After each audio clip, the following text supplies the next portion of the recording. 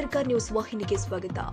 ಬೀದರ್ ನಗರದಲ್ಲಿ ನಡೆಯಲಿರುವ ಹಿಂದೂ ಜಾಗೃತಿ ಸಮಾವೇಶಕ್ಕೆ ಶ್ರೀರಾಮ ಸೇನಾ ರಾಷ್ಟ್ರೀಯ ಅಧ್ಯಕ್ಷರು ಆದ ಪ್ರಮೋದ್ ಮುತಾಲಿಕ್ ಅವರನ್ನ ಬೀದರ್ ಜಿಲ್ಲಾಡಳಿತ ನಿರ್ಬಂಧ ಹೇರಿದ್ದು ಖಂಡನೀಯ ಎಂದು ಶ್ರೀರಾಮ ಸೇನಾ ರಾಷ್ಟ್ರೀಯ ಅಧ್ಯಕ್ಷರು ಆದ ಪ್ರಮೋದ್ ಮುತಾಲಿಕ್ ಕಿಡಿಕಾರಿದರು.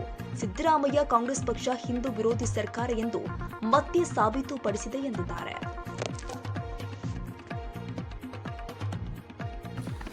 ನಮಸ್ಕಾರ. ಬೀದರ್ನಲ್ಲಿ ಇವತ್ತು 8ನೇ ತಾರೀಕು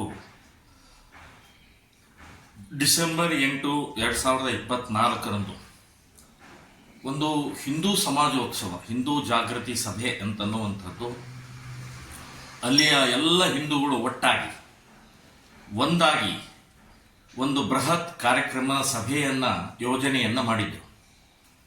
ಕಳೆದ ಒಂದೂವರೆ ತಿಂಗಳಿಂದ ಪರಿಶ್ರಮ ಹಾಕ್ತಾ ಇದ್ದಾರೆ. ಹಳ್ಳಿಗೆ ಗ್ರಾಮಕ್ಕೆ ಹೋಗಿ ಜಾಗೃತಿ ಸಭೆಯನ್ನು ಮಾಡಿ ಈ ಬೀದರ್ ನಗರದ ಸಭೆ ಯಶಸ್ವಿ ಮಾಡೋಗೋಸ್ಕರ ಎಲ್ಲ ಕಡೆಗೆ ಪ್ರವಾಸ ಮಾಡಿ ಖರ್ಚು ವೆಚ್ಚವನ್ನು ಮಾಡಿ ಶಾರೀರಿಕ, ಮಾನಸಿಕ, ಆರ್ಥಿಕವಾಗಿ ಪರಿಶ್ರಮ ಹಾಕಿದ್ದಾರೆ. ಅಂಥ ಕಾರ್ಯಕ್ರಮವನ್ನು ನಿರ್ಲಜ್ಜ ಕಾಂಗ್ರೆಸ್ ಸರ್ಕಾರ ಯಥಾ ಪ್ರಕಾರ ಮುಸ್ಲಿಂ ಓಲೈಕೆಗೋಸ್ಕರ ಇವತ್ತಿನ ಬೃಹತ್ ಸಭೆಯನ್ನು ಬ್ಯಾನ್ ಮಾಡಿದರು. 144 ಹಾಕಿದ್ದಾರೆ.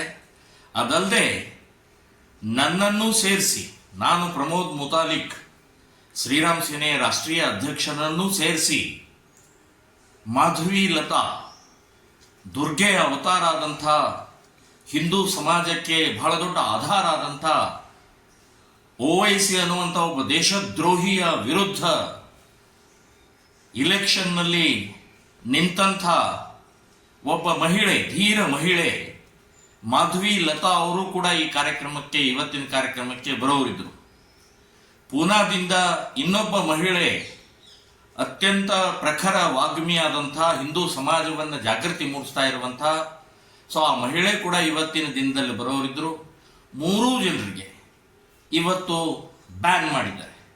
ಬೀದರ್ ಜಿಲ್ಲಾ ಪ್ರವೇಶ ನಿಷೇಧವನ್ನು ಮಾಡಿದ್ದಾರೆ.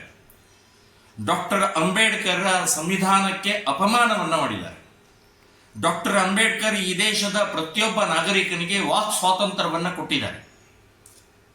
ಆ ವಾಕ್ ಸ್ವಾತಂತ್ರ್ಯವನ್ನು DC-SP ಅವರು ಇವತ್ತು ಹೀನಾಯವಾಗಿ, ಅದನ್ನು ಅಸಹ್ಯವಾಗಿ ಇವತ್ತು ಅವಮಾನವನ್ನು ಮಾಡಿದ್ದಾರೆ.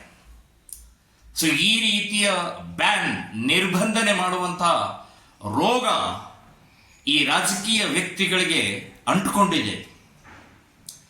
ವಿಚಾರವನ್ನು ಹೇಳೋಕೆ ಅವಕಾಶ ಮಾಡಿಕೊಡ್ಲಾರ್ದಂಥ ಈ ರಾಜಕೀಯ ವ್ಯವಸ್ಥೆಯನ್ನ ಧಿಕ್ಕಾರ ಹೇಳ್ತಾ ಇದ್ದೀನಿ ನಾವು. ಇದು ನನಗೆ ಮೊದಲನೇ ಬಾರಿ ಅಲ್ಲ, ಇದು ನಿರಂತರವಾಗಿ ನಡೀತಾ ಇದೆ.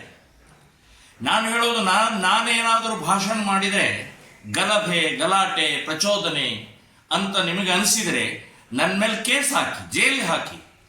ಆದರೆ ಮಾತನಾಡುವುದನ್ನೇ, ವಿಷಯ ಹೇಳುವುದನ್ನೇ, ಹಿಂದೂ ಸಮಾಜಕ್ಕೆ ಜಾಗೃತಿ ಮೂಡಿಸುವುದನ್ನೇ, ಸಭೆಯನ್ನೇ ನೀವು ಬ್ಯಾನ್ ಮಾಡುವಂಥ ಪ್ರಕ್ರಿಯೆ ಇದು ಶೋಭೆ ತರುವಂಥದ್ದಲ್ಲ, ಸಂವಿಧಾನ ವಿರೋಧಿ ಅಂತನ್ನುವಂಥದ್ದು ನಾನು ಸ್ಪಷ್ಟ